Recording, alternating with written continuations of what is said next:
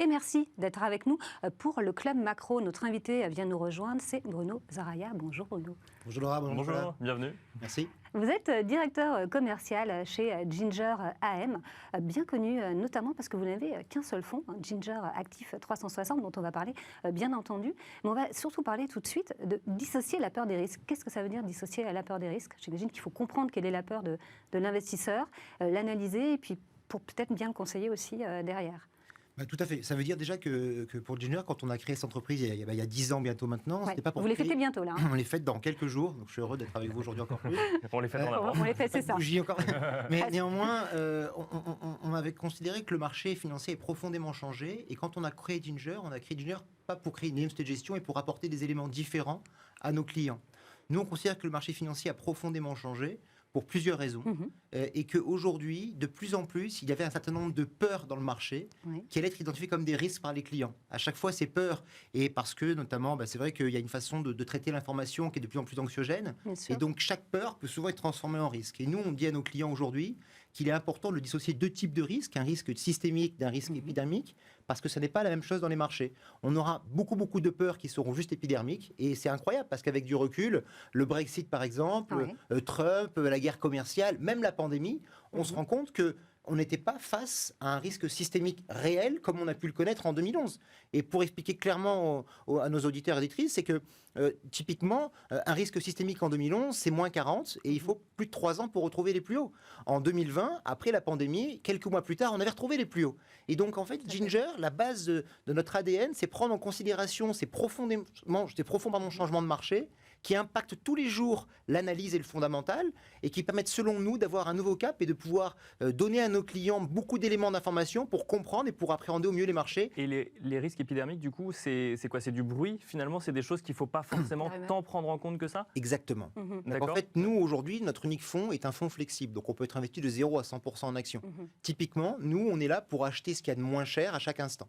Et on considère aujourd'hui que faire du tactique, nos clients aimeraient qu'on fasse du tactique, qu'on vende au plus haut, qu'on rachète au plus bas, etc. Et nous aussi, on aimerait. Mais pour nous, il n'y a pas de modèle rationnel, cohérent et intelligible pour faire ce genre de choses. Mais alors, si je comprends bien, ça veut dire que si beaucoup, voire une majorité d'investisseurs a peur du Brexit, mais que vous dites que ça n'est pas un risque systémique, c'est pas grave. En fait, c'est un peu l'adage de vous avez tort quand tout le monde a raison, vous avez raison quand tout le monde a tort. En fait, c'est pas grave de ne pas être dans la majorité des craintes du moment. On ne souhaite pas être dans cette majorité-là parce qu'elle est passagère. Nous, ce que l'on dit, c'est que face à un risque épidermique, donc une peur, bien sûr que le marché va bouger. Et vous avez raison, c'était le Brexit. Le Brexit, le vendredi, c'est moins 8 sur le marché, moins 4 le lundi. Donc, quand vous vous êtes investi, comme c'était notre cas, vous pouvez vous dire c'est compliqué à tenir. Il faut du courage et il faut des éléments rationnels pour tenir ces positions.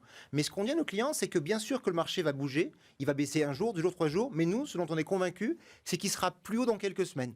Et donc, on ne sait pas faire ce tactique, parce que vous savez, souvent, les raisons qui vous font acheter le marché sont les mêmes qui vous font vendre le marché, et inversement. Par exemple, on a des clients qui, quelques jours avant l'élection de M. Trump, avaient dit « on va alléger un peu, Trump pourrait être élu », et quelques jours après l'élection, on dit au même client « c'est bon, il a été élu, on peut renforcer ». Et ça, c'est très très difficile de le faire face à un client, et c'est très très difficile de faire de la performance en faisant ces achat-vente, parce que bien sûr, bien souvent, on prend des portes de saloon. Et aujourd'hui, moi, j'ai envie de dire à des clients qui investissent, parce que c'est important, quand les taux sont à 0, la question n'est plus de se dire est-ce qu'on doit prendre du risque ou pas. La question est de se dire quel type de risque on doit prendre, parce que le risque est partout.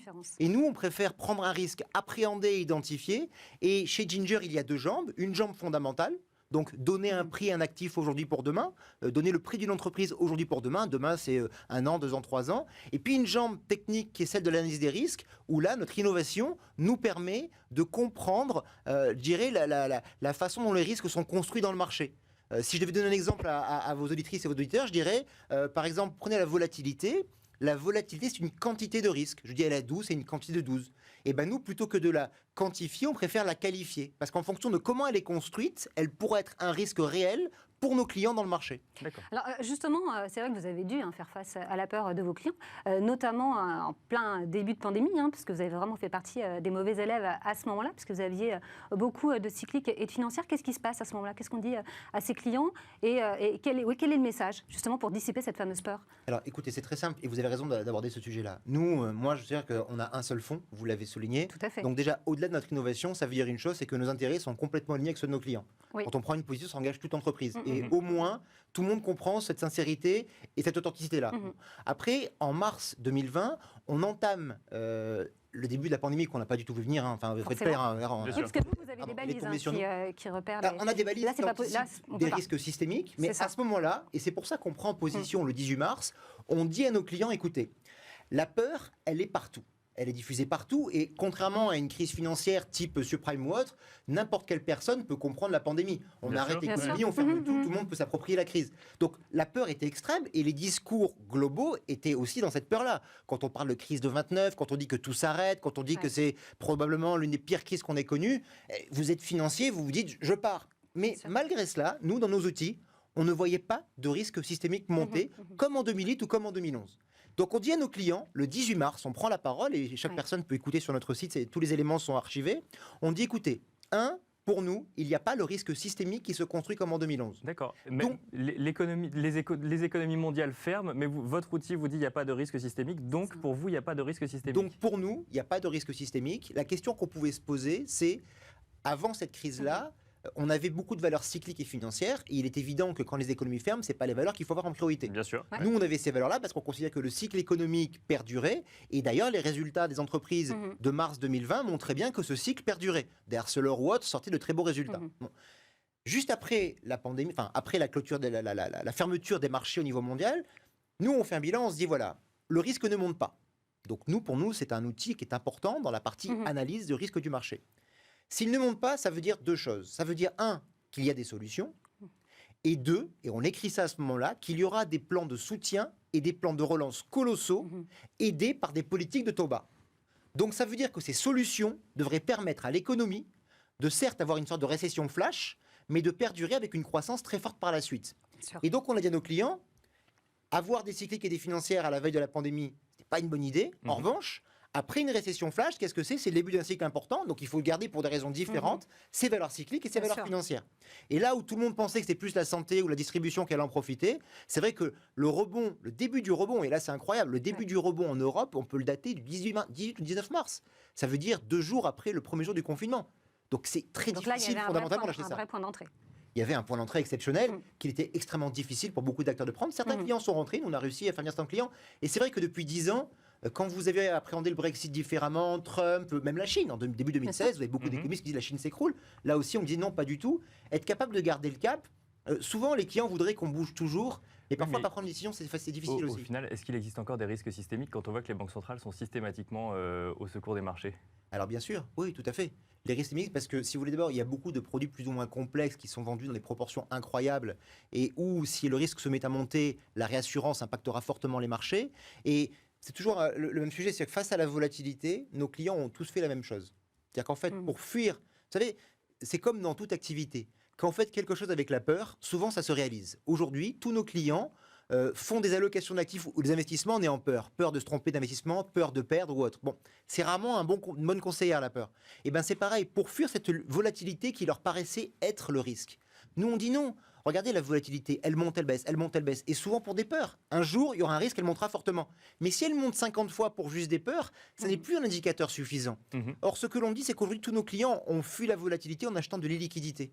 Sur l'obligation, sur le private equity, sur des SCPI, sur des produits structurés. Et donc, les masses d'actifs illiquides sont aujourd'hui très, très importantes. Et quand il y a beaucoup de liquidités, vous le soulignez très bien, bah, ça veut dire que le jour où on ferme un petit peu le robinet, l'impact est encore plus fort quand il y en avait moins. Donc, bien sûr que des risques systémiques, il y en aura encore. Malheureusement, je dirais, j'espère le plus tard possible. Nous, on espère le plus tard possible, même si nos clients aimeraient nous voir être capables, demain, de partir face à un risque systémique. Mais nous, on espère le plus tard possible. Comme c'est bientôt fini, Bruno, j'aimerais bien savoir ce que vous avez aujourd'hui en portefeuille. Quelles sont les premières lignes et si vous avez réalisé des arbitrages? Alors, c'est une excellente question. On a aujourd'hui 27 titres en portefeuille qui sont à peu près les mêmes qu'il y a 3 ou 4 ou 5 ans. C'est-à-dire que nous, on a vraiment une capacité de qui est très très longue. On a peu de rotation au portefeuille. La différence qu'il y a, c'est que si vous regardez le portefeuille d'ingénieur, sur les 6 premières lignes, il y a 5 financières.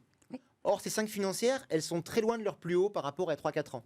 En revanche, le fonds est au plus haut. Donc, ça veut dire qu'on on a les mêmes titres, mais qu'il y a un vrai travail qui a été fait. Et le travail a été d'accompagner la partie cyclique. On a été très agressif l'année dernière sur la partie cyclique, via des Arcelor, via des Saint-Gobain, des Schneider ou des Infineon. Et puis, depuis maintenant quelques mois, fin d'année dernière, et on a renforcé en début d'année, on a commencé à très fortement renforcer la partie financière, qui pour nous est très en retard. D'autant que nous, on anticipe plutôt une inflation qui va rester assez élevée sur les prochains mois. Donc ça devrait normalement aider les taux qui sont pour l'instant très administrés, mais qui ne sont pas à leur niveau. Et donc aujourd'hui, on est très financière et cyclique. Et les arbitrages n'ont pas été faits en termes de vente de valeur, mais plus dans les pondérations dans le portefeuille par rapport au potentiel que nous identifions. Oui, et d'ailleurs, quand on regarde vos performances, c'est vrai, depuis le début de l'année, elles sont à plus de 19, il me semble. Oui, tout à fait. Donc oui, comme quoi, force est de constater que c'est plutôt bien. On fait de notre mieux et on se bat tous les jours pour nos clients. Merci beaucoup, Bruno, d'avoir été Merci avec beaucoup. nous. Dans un instant, le Club Action, et on va parler de Chine avec un des meilleurs spécialistes des marchés émergents.